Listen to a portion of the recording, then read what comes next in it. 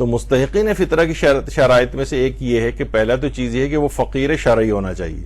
فقیر سے ہمارے دماغ میں وہی پھٹے پرانے کپڑے پہن کے وہ جو باہر مانگ رہے ہوتے ہیں بھیک، وہ دماغ میں آتا ہے نہیں.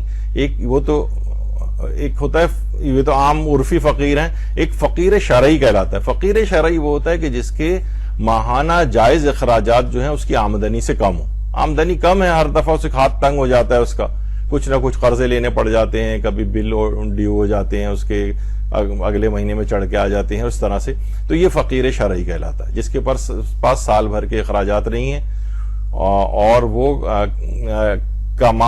کمائی بھی اس کوشش کے باوجود، یعنی کمائی کرتا ہے وہ، لیکن وہ اس کے ایکسپنسز سے جو میٹ نہیں کرتی، اس کی آمدنی کم ہے.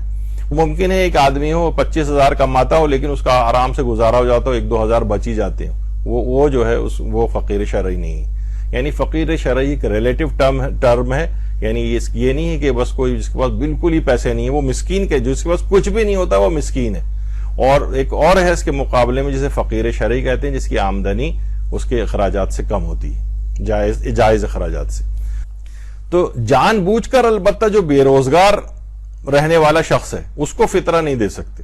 جان بوجھ کر جو بے روزگار ہے، جو کما سکتا اور نہیں کما رہا ہے، چاہے کم ہی کمائے تو جا کر کچھ تو، یعنی ایسا حرام اسلام اس کو پسند نہیں کرتا، بلکہ ایسے افراد کو جب اس قسم کی لت لگ جاتی ہے نا تو یہ اور بالکل بیٹھ جاتے ہیں.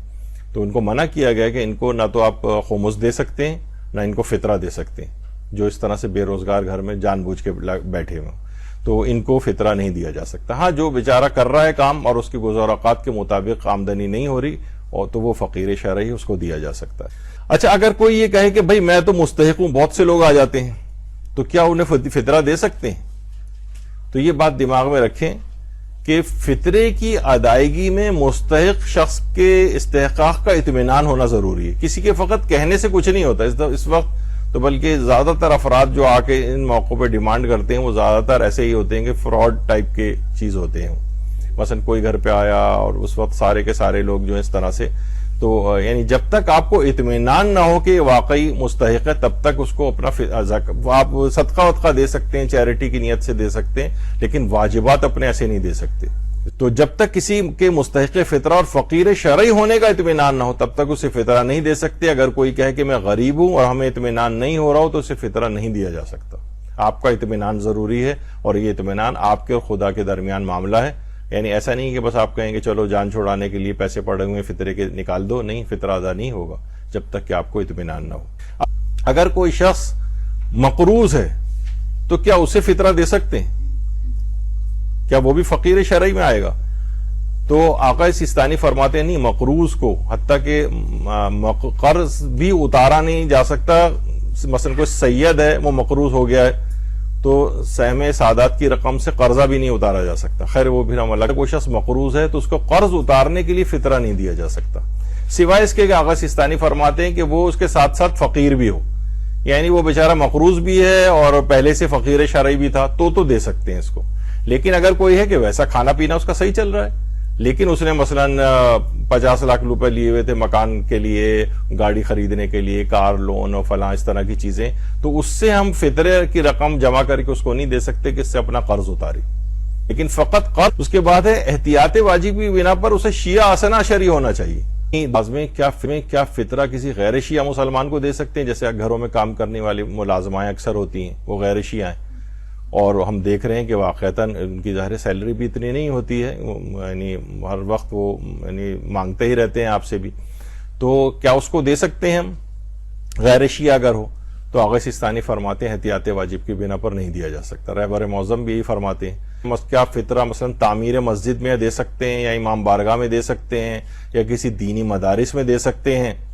تو پھر اس صورت میں آیت اللہ سیستانی اور آیت اللہ خامنئی دونوں فرماتے ہیں کہ احتیاط لازم یا احتیاط واجب یہ ہے کہ فطرہ تعمیر مسجد، امام بارگاہ اور مدرسے میں نہ دیا جائے. بات یہ ہے کہ بہت سے خیراتی ادارے بھی جمع کر رہے ہوتے ہیں فطرہ. تو کیا چیز ہے کہ خیراتی اداروں کو فطرہ دینا صحیح ہے یا ہم خود ہی مستحق تک پہنچائیں؟ تو اس کا جواب یہ ہے اگر اطمینان ہو کہ ادارہ تمام تر شرائط استحقاق کا خیال رکھ کے فطرہ تقسیم کر رہا ہے اور وہ فطرہ تقسیم بھی کر دیں تو فطرہ صحیح شمار ہوگا، اور شرائط کا خیال نہ کریں تو فطرہ صحیح نہیں. کیونکہ بہت سے ادارے ایسے ہیں دیکھنے میں آئے ہیں کہ جو کہ فطرہ جمع تو کرتے ہیں لیکن مسائل فقہ کے تحت تقسیم نہیں کرتے، بل کوئی بھی آ جائے ان کے پاس، وہ اس کو ایسی بس لائن لگائی، سب لوگ کھڑے کی طرح ابھی شرطیں آپ ابھی شرط بنا کے دے رہے ہیں اگر ہیں تو ان کو پھر نہیں دیا جا سکتا. یعنی وہ خیراتی ادارے بالکل فقہی اطمینان ہو کہ فقہی مسائل کا خیال کر کے مستحق تک پہنچا رہے ہیں. تو بہرحال کیا جو خیراتی اور فلاحی ادارے ہیں بالفرض اگر وہ جمع کر رہے ہیں تو فطرہ پہنچانے میں کیا وہ تاخیر کر سکتے ہیں؟ تو جواب ہے کہ تاخیر نہیں کر سکتے. اس کا ایک ہی صرف حل ہے کہ حاکم شرع یا مجتہد کی اجازت لے لیں. حاکم شرع کیونکہ غریبوں کے امور کا نگران ہوتا ہے تو یہ ادارے تھوڑی سی زحمت کر لیں اور وہ کسی حاکم شرع سے جو مجتہد جامع شرائط ہے، مثلا آغا سیستانی ہے اور دیگر جو کوئی ایسا مجتہد جامع شرائط ہے، اس کی اجازت لے لیں تاخیر کے لیے تو پھر ٹھیک ہو جائے گا. پھر ریزنیبل تاخیر کی جا سکتی ہے کہ بہت سے فلاحی ادارے اپنے ملازمین کو فطرے کی وصولی کے لیے علاقوں اور گھروں اور شہروں میں بھیجتے ہیں اور مثلا 10% زکوٰۃ فطرہ سے ان کی ادا کرتے ہیں. کیا صحیح ہے؟ تو آیت اللہ سیستانی فرماتے ہیں کہ ان کے نزدیک فلاح و بہبود کے ادارے خود ایسا نہیں کر سکتے اور بغیر مجتہد کی اجازت کے بھی ایسا نہیں کیا جا سکتا. احتیاط واجب ہے کہ فقراء اور مساکین کا حق ہے اور فطرہ جمع کرنے والے حاکم شرع کی اجازت کے بغیر اجرت کے طور پر نہیں دے سکتے اس کو، یعنی اجازت لیں یا تو ورنہ نہیں دے سکتے. اگلی شرط یہ ہے کہ جسے فطرہ دیا جائے وہ احتیاط واجب کی بنا پر شرابی نہیں ہونا چاہیے. اگلی شرط یہ احتیاط واجب کی بنا پر وہ بے نمازی بھی نہیں ہونا چاہیے. دیکھیے یہاں پر بہت سی چیزیں آ جاتی ہیں نا، وہی کہ ماسی کو دے دیا اور ڈرائیور کو دے دیا، کہ ایسے نہیں. وہ اور شرطیں بھی کتنی زیادہ ہیں، صرف شیعہ سنا شرعی نہیں ہے. احتیاط واجب ہے کہ بے نمازی بھی نہیں ہونا چاہیے. اچھا بے نمازی مثلا کوئی عورت اس نے جو ہے نا حجاب کیا ہوا ہے اور مثلا مرد ہے اس نے داڑھی رکھی ہوئی، شکل سے بڑا نورانی نظر آ رہا ہے، تو ہم نے کہا کہ پڑھتا ہی ہوگا یہ تو نماز نہیں، یہ پڑھتا ہوگا نہیں چلے گا. اس میں یقین ہونا چاہیے کہ یہ نمازی ہے، بے نمازی نہیں.